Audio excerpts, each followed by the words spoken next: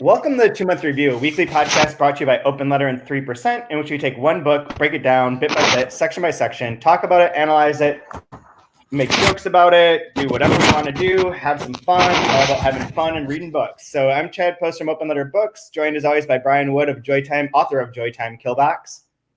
Hi, Chad. Pleasure to be here with you, as always, discussing it's Women Translated Literature Month, right? Yes, this is true. This is very true. Super excited. Yes. So we kind of tapped right into it with our 3 Women in Translation season. Yeah, and this month finishing with Carmen Boyosa's The Book of Anna, translated by Samantha Schnee, which is what we'll be talking about today, fits right into Women in Translation Month. Absolutely. And be careful with your phrasing. You're talking about tapping it, and just relax, dude. Just calm down, okay? Please. Professionalism would be appreciated in these challenging times that we're in. Good Lord. Fair point. No, I have thoroughly been enjoying this kick we've been on with Spanish language translations written by women, translated by women. I think it's been fantastic. I really hope more people are following along. It's been so cool. I really enjoy it. Same here. And we just 2 things. One, at the Open Letter website, any book that's written by a woman or translated by a woman is 40% off. If you use WIT month as the checkout code, you'll get 40% off of any of the books that are translated by women or written by women. And the other thing is that 3% is running, in theory, daily posts about different books or different topics of women in translation. I'm 2 days behind, but I will be caught up. And I have a plan, and lots of people are submitting things to me that I'm going to use as well. So you can check in there every day for more recommendations of women in translation, books by women in translation, or on different breakdowns of numbers, different interviews. There'll be some readings, there'll be excerpts, lots of different things that'll be coming up there throughout the month of August. So one question and one comment. The comment was, with baseball going to hell in a handbasket, you should have plenty of time to focus and get work done, first of all. Okay, so fuck you, buddy. It is officially, the Cardinals are cleared to play tomorrow against the Cubs. Friday they are cleared. They're cleared. They've had no new positives for 2 days. They're up and running. It's all going to be fine. They just have to play 55 games in 52 days. That's not a big deal. That happened. Yeah, it's like the whole Simpsons gag where the fireworks factory is exploding behind somebody's Chief Wiggum. Nothing to see here, folks. Nothing to see here. It's all fine. So, I mean, it is surprising that their test rate has been so low. It's just like, it's clear that like what happens is if someone gets COVID, a shitload of people around them get it, like real fast. Like they all hang out in a locker room together or something. Sort of thing. They're all at the same dance club. Airplanes and yeah. And then the question I have, do you have the numbers? I know Vita does numbers on it, but do you have the numbers on books translated that are written by men versus women or translated by men versus women? We do. It's at the translation database on Publishers Weekly. You can calculate that. I have been trying to figure out how to get 2020's numbers and data up to speed, because a huge part of my process for inputting data was receiving the books in the mail. And so I'm doing a lot of I have not had the time to do as much as is necessary of having to search through websites and through listings, and a lot of dates shifted. So 2020 is like a real incomplete sort of jumble at the moment. But if you go back before that, all of those are pretty clean. Yeah. And I'll put up another report about that during this month. Hopefully by the end of the month, I'll have all the data for 2020 up to snuff, maybe, or at least close. But right now, it's usually like in the past, we have run that. And in the first years, it was like 26% of the books in translation were by women. And then I think it was up to 34 or 35.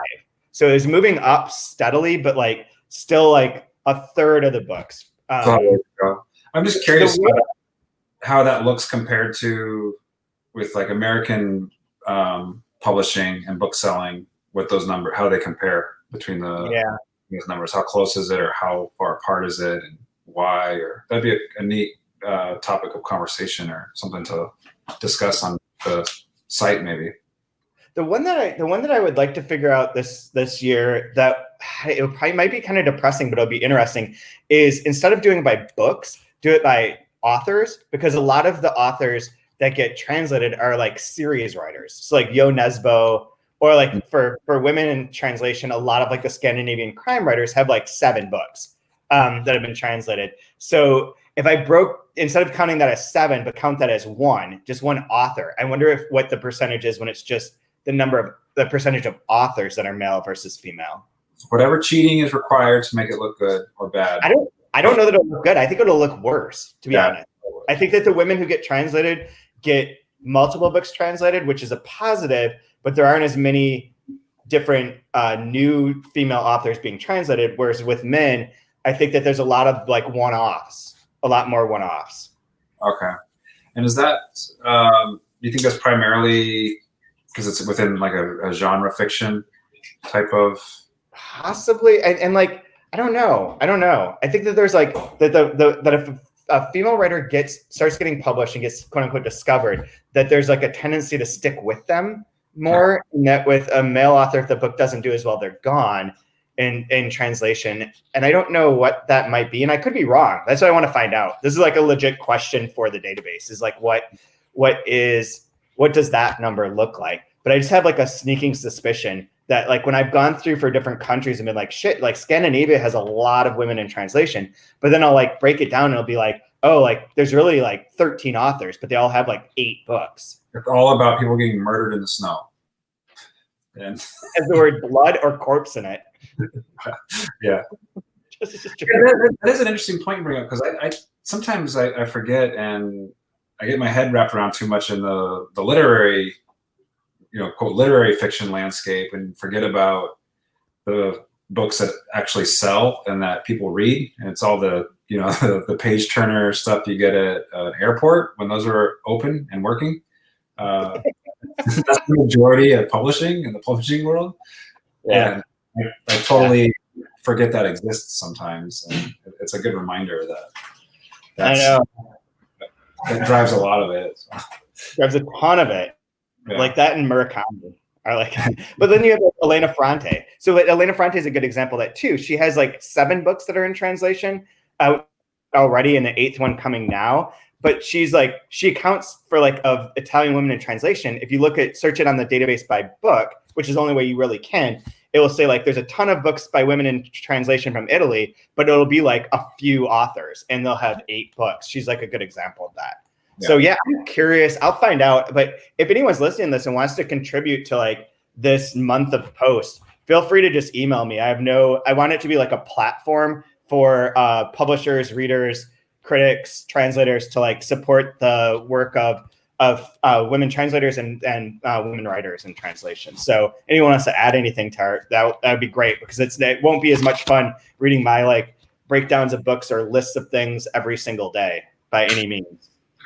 Yeah, I'm sure it's an age-old question, but I'm curious about why the gap exists and what we can do to close it, and and there's myriad problems to that. Like one being like, well, what is the gap in other countries that are being sourced? So like how many books are there? But then on the second tier of that, so like say in France, what's the percentage of books by women from France? And then out of that, how many of those are being presented to the publishers in catalogs? So you might, in the times that are presented through a catalog or through a traditional means, isn't every book that's being published. And it's usually a selected number that's presented for being the most likely to be have large sales, to be saleable. And so we might be being presented with primarily books by men. There's also like the subtle cues of like, oh, you're looking for like classic literature. Like, oh, there's this book by this guy from 1950 that's like the classic thing, and not like a upmarket saleable romance novel by and like there's lots of like gendered stereotypical ways in which things get sort of presented, but it's changing. And like a lot of like the more of the translators that are in touch directly with editors, that's a better chance for like promoting books by women in translation and ignoring that whole bias. But it's hard to say like what what's really driving it versus, and I mean, one of the things I've noticed before, our books by men tend to sell better than the books by women, but not exclusively. Like Bluebeard's First Wife, or sorry, Flowers and Mold, Death in Spring. Some of these are like our best-selling books. But when they go 1-to-1, it tends to be in that favor. And the thing that I've noticed that always pisses me off is that at any point in time, it seems like there's one book by a female in translation that gets all the attention, and all the other ones coming out at that time get like no attention. Yeah, it's like this sad idea. It almost feels like, oh, we've met our quota of pushing quote other voices. We're good. We don't need to do any more now. Here's the one. Everybody read this one. We're good, right? There you go. Let's read all these. Literature, read Murakami. Good. And then roll up the 95% of white dudes talking about, you know, not having sex with their wives or something stupid. Like, yeah, all right. Like, there's publishing. Oh my God. So on that tip, let me do one other bookkeeping thing before we jump into talking about this section. And that is that our next season, the lucky number 13, we don't have a book picked out, and we want to turn to you, the listeners of the podcast, anyone who's following along. So I will be putting up on Twitter a post with a poll where you can choose which of these 4 books we should do next. And the 4 books that we're looking at are Virginie Despentes' Vernon Subutex. We could do volumes 1 and 2. Volume 3 isn't available in the US yet, although I have a UK version I'm going to read, but that's one that we could do over time. Baron Weckheimer's Homecoming by Laszlo Krasznahorkai, which won like all the awards last year, and we've not done a Krasznahorkai book on here. Ada or Ardor, which I think would be really interesting, by Nabokov, since it's the one Nabokov book that Faison refuses to read and that I've never read, and I don't know many people who have, and this might be like the legit way to break it down and actually make it through this book. Or Zone by Matthias Menard, which is one of our big books that people know us for, and it would be interesting to reread because it's been out for 10 years and I haven't reread it since we published it. So anyone listening, you can vote on those on Twitter. Just go to the Open Letter Books Twitter feed and you'll find a post there shortly, if it's not up already. So do you have a preference of one of those? I don't know how long. I don't know. I don't have the page count in front of me, but I'm going to definitely go with being a slow, lazy reader. I'm going to definitely go with the shortest. Yes. Heck yeah. Give me. I want some French. I'll do the French. Yeah. So it's French, Hungarian, Russian, and French again. Cool. But there were some others that we're talking about, but since a lot of them are Spanish, we just did 3 Spanish books. We figured we'll give that a break. Any of those, I think, would be a fantastic excuse to read it and really delve into it. So I'm excited. Anything you pick, I'd be happy with. Me too.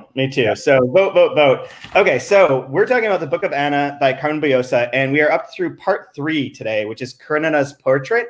It takes place 3 months after Bloody Sunday, which is the last chapter, and it runs up to page 126. It's a very short section, 25 pages, and there's really there's kind of one storyline through this one, and that is the sale of the portrait. That the picture, so in Anna Karenina, when Vronsky and Anna are traveling Europe in love, they go to this artist, I believe he's in France, and this happens, but Mikhailov, and he's commissioned to paint a portrait of Anna Karenina, and it's described as it is here in this section as being like, it was not a picture, but a living and charming woman with curly black hair, bare shoulders and arms, and a dreamy half smile. And the portrait is referred to in the book as being incredibly beautiful and like this masterful construction.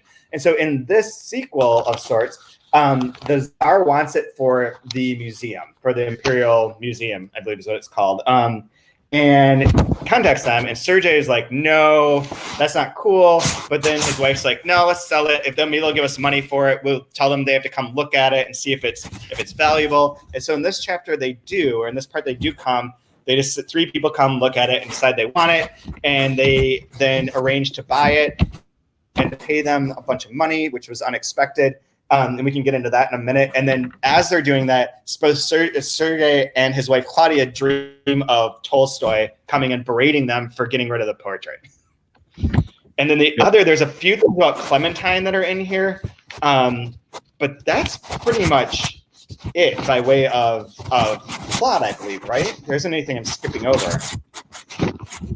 I think that's the gist of it. Yeah. Yeah, I mean, it ends with a cliffhanger that we can set up later. But so, what do you think of this section? It was fun. I felt like this one really starts to kind of push the metafictional aspects of it.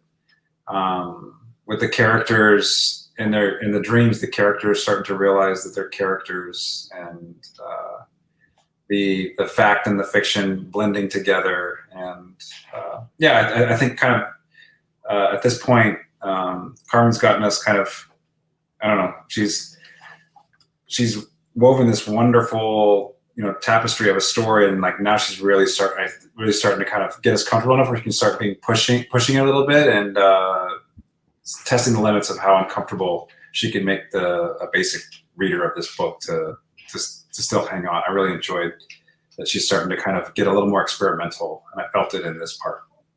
Yeah.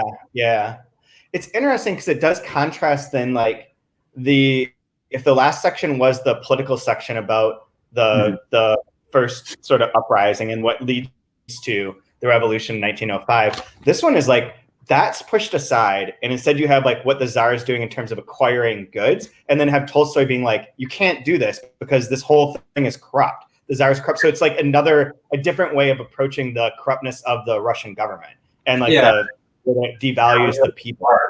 Yeah, and the way it deals with art, which I thought was interesting, with the actual piece of artwork, with literature. I like that she used Battleship Potemkin, which was also, I don't even know how to say that correctly, but which historical, and it's a movie that you're apparently supposed to watch at some point because it's so important to cinema. But I don't know, I never took the time to watch the long whole thing of it. But even that being a piece of art that's well known within the. That's true. I hadn't thought of it that way, but that's totally true. And it is like the thing about the Battleship Rebellion. So there's like a mutiny, essentially. For anyone who doesn't know, there's like a mutiny. They're during the Russo-Japanese War, right? There's only one mutiny, and it has Mel Gibson and Anthony Hopkins. Okay, that's the only one. Perfect. Yeah, that absolutely. Yeah. So they're part of like the war, and they're poorly fed. Everything sucked. They hated life on the ship, and so one guy, the guy that's referenced here, Mel Gibson. That's the Mel Gibson. Mel Gibson. Mel Gibson gets upset, and he gives a speech, a rousing speech about Scottish honor and bloodbaths or something, and he's got paint on his face, and then they charge the front of the ship, and it explodes, and then they're free. No. So one guy, whoever it is on here, Vakulanchuk. That dude, totally knew how to totally practice that ahead of time. He gives a speech about like, fuck this, we're not eating your shitty food, and we're not doing this anymore. And there's a mutiny, which is cited historically as one of the things that led to the revolution. And that is a point where the standing up. So you get the real life revolution against this imaginary, or this dream of Tolstoy talking about the imaginary portrait that's being then taken by the Tsar, bought by the Tsar with the Russian people's money to be hung in that museum. So yeah, you're right. There is like an interesting like art and life play right there that's going on. And for me, it was super trippy because in reading it, I was picturing like the famous scenes I've seen of that film, that famous Russian film, and like the storming and on the deck of the ship and stuff. So it's just this weird like layer upon layer upon layer of artifice, and it's really cool. I didn't know that the Leo Tolstoy coming to them was a dream until like halfway through. Like I missed that part. I missed it at first. I was like, oh, okay, so Tolstoy is a character now. That's weird. I need to look at the guy. Like I don't remember. And it's like in the dream, like, oh, okay, this is a dream. That makes total sense now. That's exactly what happened to me. I hit the part where it said like, here are the dreams of husband and wife diverge. And I was like, wait, what? I was like, went back and I was like, oh, they had the same dream. I get it now. Comprehension, C-. That's okay. I'm just getting by.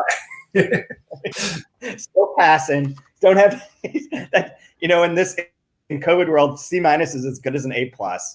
if you're remote. I don't know if it's right or wrong of me, but I keep thinking back to at the very beginning, the quote from Susan Jacoby. Anyone who's spent her whole life with Tolstoy certainly deserves a good measure of sympathy. And I keep thinking of that line as I'm going through and reading the book, and the quote unquote characters, or the people that are affected by the weight of Tolstoy and what's happening in their lives. And I really felt that in this part as well. Yeah. What do you think of the characterization of Tolstoy? I took him as not being, it wasn't necessarily a positive view of him. Yes. But it was humorous and playful in the way it was kind of showing his warts and his faults. I like the idea of like stop quoting my words. Like, let's. I'll find the exact quote. Enough, Sergey. Enough. Stop quoting me. Be reasonable. On page 121. Oh my God! Yeah, there is. And the quote was, "Only subconscious action is productive, and the individual who plays a role in historical events never understands this. If he tries to understand, he's punished with sterility." Enough, Sergey. Enough. Stop quoting me. Be reasonable. The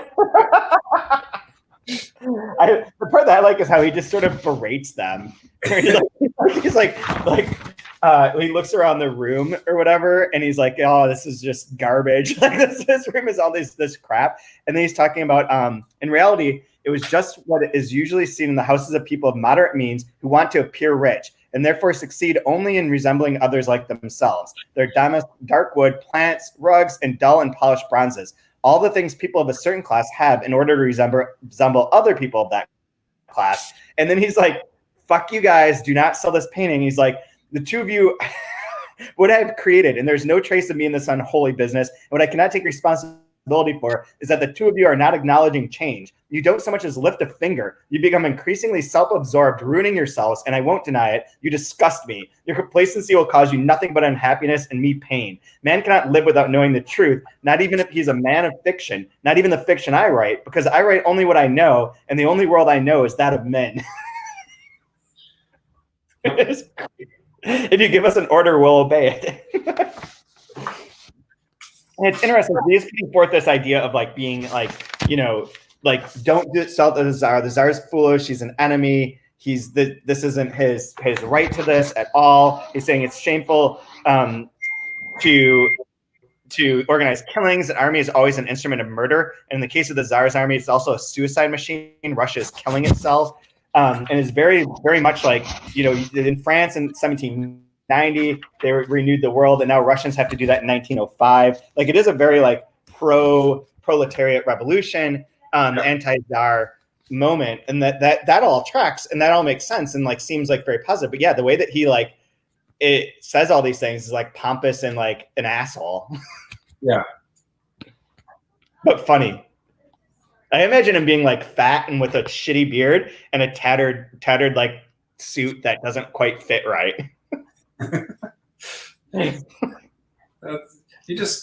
That's just about every older, like super old person that lives long enough and still wants to wear suits. And they're always, it's like my great grandpa, who every suit he had cigarette holes in it at that point in his life, but would still wear them. And it's like, "Grandpa, we'll get you a new suit." And he's like, "Yeah, I'm just going to smoke in it anyway. It doesn't matter." The goal at some point in your life to get to that level where I just don't care anymore. Yeah, exactly. And maybe COVID exposed that in a lot of people, where there's just so much caring and not caring at the same time.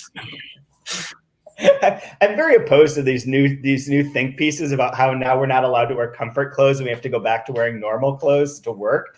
Don't think that should happen. I'm opposed to this. I think we should move in the other direction, and work should become completely casual. Yeah. We don't need this shit. This is all an artifice. All this like putting your clothes together like that is just an artifice to make people in power feel good about themselves. But that's one of the things I really enjoyed in this section was it's dealing with really kind of important, heavy things, questions about the place of art and politics. but it's doing so almost with the theater of the absurd in a way, with the dreams and this weird, like Orson Welles type character that shows, you know what I mean? Like kind of like, where old chap? Like you're into the dreams, and like I just thought it was fantastic the way it. I don't know. It has fun. It kind of pops the heavy reality of the characters that are in it at the same time. Where like you're a puppet made of ink. Like, calm down. I'm just made of ink. I want to be a real boy. Yeah, exactly. I mean, that's an actual quote in the book, right? Yeah, it is. It's like I can't find it now, but it was like, yeah, he stutters it. In fact, I believe on 120. Yeah, man, it's hard to do this without an actual book sometimes. There we go. Yeah, I made a puppet made of ink. Yeah, love it. Love it. I think it's funny too, like the play with the portrait where there's the line that says like they compare it to Tolstoy's novel, declaring the portrait to be superior. With like an imaginary portrait that's invented out of this novel that's better than how the novel described it. The creator, I am the god of this, and it's like this is better. It's like it's a weird thing to try to think about or try to ground in my mind as I'm reading it. I like that kind of stuff. So yeah, I feel like it's interesting. The book's interesting in its construction too, in the sense that we've had like the longest part is part 1, and all the parts after that are almost the same length, and sort of like push things in forward in a way and have like a different focus. But like this should in some ways be like the real building up to like a climax or towards something, and yet there's not really that conflict is clear right now. It's still like just it's going along in these lives and in these threads that are there. And I think that that's really interesting to not make it feel like you're ramping up and that this inevitable. And I don't even know what the inevitability of the conflict would be, except for the revolution itself. And I don't think the book hits that. I think it stops before the '05 revolution. But yeah, so. It's curious. It's curious how this is all structured in these parts. It'll be interesting to talk to her in a couple of weeks and ask about that too. Yeah, I do want to know about that because there's moments of it where you get lost in the realism, but in this one, not at all. Here, we have to get the address there. Hold on. Sorry, my daughter's into mailing things right now. So. It's for you, Dad. I'm mailing something to you. Oh, thank you. Great stuff inside. I do a picture for you. Oh, all right. Wow, that's really cool, Isaac. Some seeds from China we're going to send to you. We want you to plant them. Oh, thank you. I've been waiting to plant those seeds. I'm really excited. I have a nice spot in the middle of parcel 5 here in Rochester that's just waiting to be seeded up with some mysterious Chinese seeds. So chapter 30 about Clementine. It's page 106. Yeah. So it's interesting the way the transitional paragraphs. So let's try to retrace is the first clause that we get. Then you get a parentheses. We might ask why on earth, and then back to Clementine or the narrative. For our purposes, what matters is that, and then 2 paragraphs down. Vladimir is a different story. It's almost like in this we're talking about the characters as if we're very well aware that they're characters, and she's talking to us, explaining the characters that are in it. Like it's just this really strange. Like she's kind of popping the bubble of realism completely at this point, and it's more postmodern metafictional absurdities in this one. I really enjoyed the fact that she went like full in on this in this section on that. Yeah, and we talked to the translator, Samantha, next week. Like one of the interesting parts is that tone of voice, or that the voice that's constructed for the narrator, because it isn't a straight anything. Like it is playful. It is like talking to you, using the us. It's not like a strict. It's not a strict like, dear reader or something. It's not anything like that. It's more. Here, let me tell you what's important about this character. Now that one over here, we do know. Like, it's this weird kind of strange understanding that this is, puppets made of ink that we're playing with. Right. Exactly. Yeah, I think that was cool too. I'm interested to get back to the anarchists. I want their shit to I want them to blow things up, man. I want more explosions. Yeah, that's, I guess, kind of, I don't know. It makes me wonder, like, at the times that we're in, like, we're just on the cusp of when you see what happens with France in 1790, and they talk about Russia in 1905, and in America 2020, 2021, are we on the cusp of maybe getting something that could create some change, or are we just going to end up buying TVs at Walmart instead? Probably buying TVs at Walmart and selling our shit to the Tsar. Yeah, It's a revolt, everyone. Keep it up. Keep protesting. Keep overthrowing the system. like you can feel the pot simmering, but I don't know if it'll boil. I mean, we really aren't. Yeah, we're not going to have an election apparently. Well, there's no need for that. I don't know why there would be. I mean, to be fair. But yeah, so I don't know. I don't know what else to say about this section right now. I think it's very interesting. The other part that I think is interesting is that it does center the relationship between Anya and Sergei, where he's the one who the painting is his. He's not splitting it with his sister. She's pissed about that. And like, as part of like the trust that was set up, he takes care of her, but she won't ever get the money because she can only get the real money if she gets married, and she refuses to marry. So you've got that's like an undercurrent of like the place because this comes up a lot in Anna Karenina too, of like what the place of women are in society. And it's hinted at in various parts here. And you have like Clementine being like the main anarchist, and Alexandra dying, but then the three Alexandras, and then Anya being like, not like refusing to marry and remaining free and single. All of those are different roles that women play in here that maybe aren't what we'd expect stereotypically, and wouldn't be the roles that they'd be playing in Tolstoy's book. In Tolstoy's book, the women there are certain strengths that are presented, especially with Anna, but like most of the time there's a lot of discussion where like they'll have like these long set pieces with like people around a table being like, oh, well, we definitely shouldn't educate women because like the work that they need to do is raising children. You don't need books for that. Like, you raise children, you do this, like that's, and they have these discussions, but they're very male and they're very patriarchal in their substance. So this is undercutting that like in subtle ways without being like too polemic about the whole thing. I do have one other thing to tell you about this, but what were you going to say? Yeah, but like that comment with Sergei and his sister wanting to keep his thumb on her and keep her needing him and needing his money.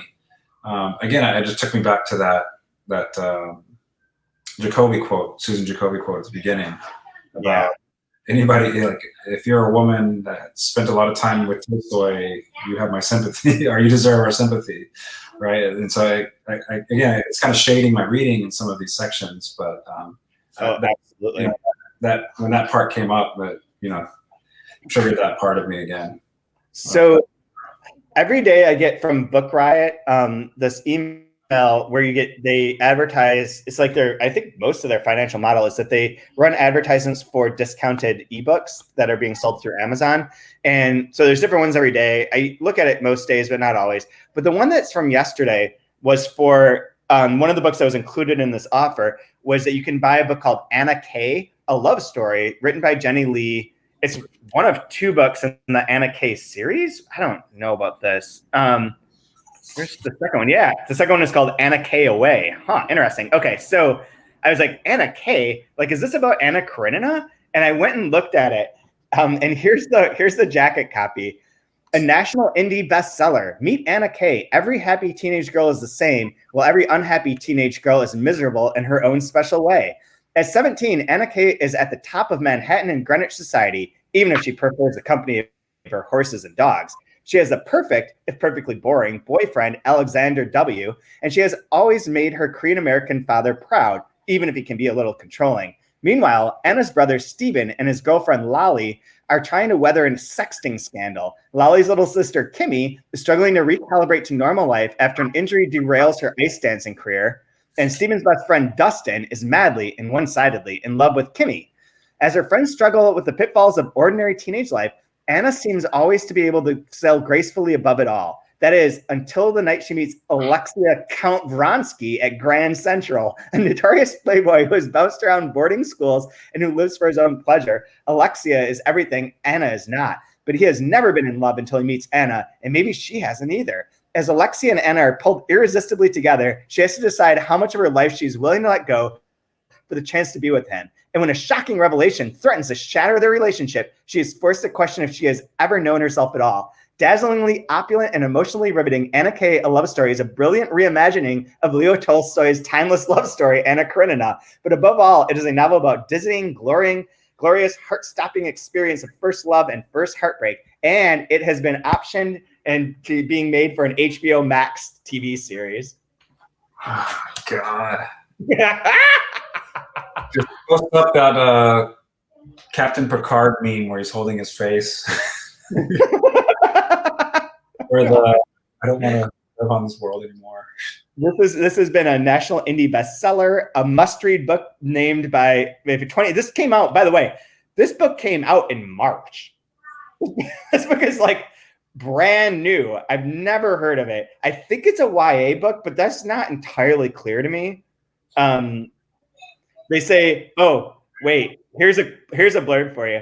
Good Morning America says, a modern take on Leo Tolstoy's Anna Karenina. Anna K is a gossip girl meets Big Little Lies tale of wealth, privilege, love, loss, and lots of designer labels. They should make Book of Anna an HBO Max series. Good God. Oh, man. Yes, on that uplifting note. You realize, though, the jacket copy you just read was basically the Mad Libs that we make fun of. Yeah. That's what that was, right? Yeah, it's from a Big Five publisher. It's legitimately that. God.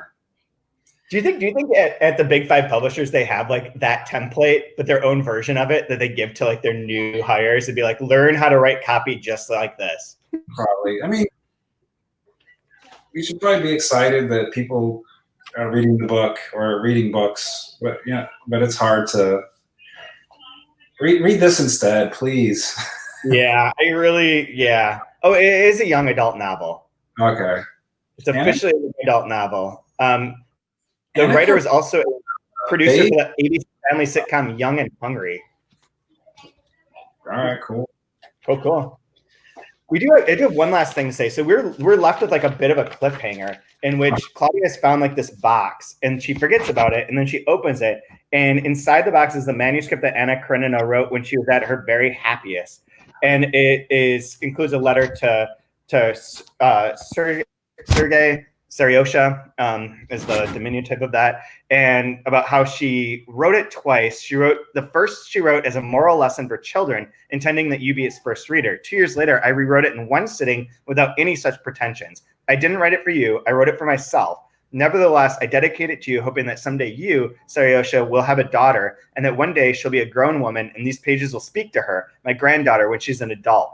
I love, and then Anna. So the next chapter, and then what falls out of the book is a little postcard with Thomas De Quincey's notes from an opium smoker, or is that what it's called, opium user? Notes, opium addict.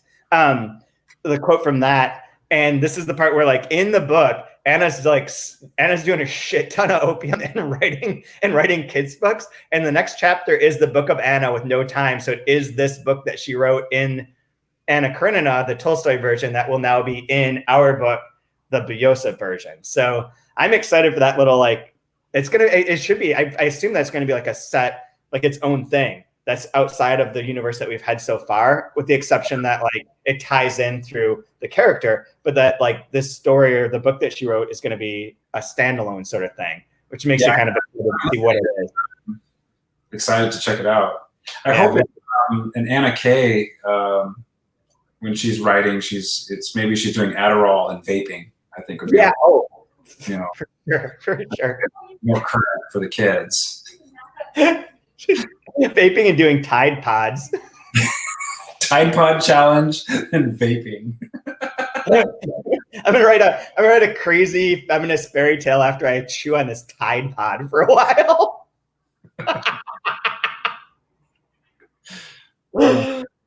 Oh man, I've got nothing else. Anything that you wanna say? Any final words?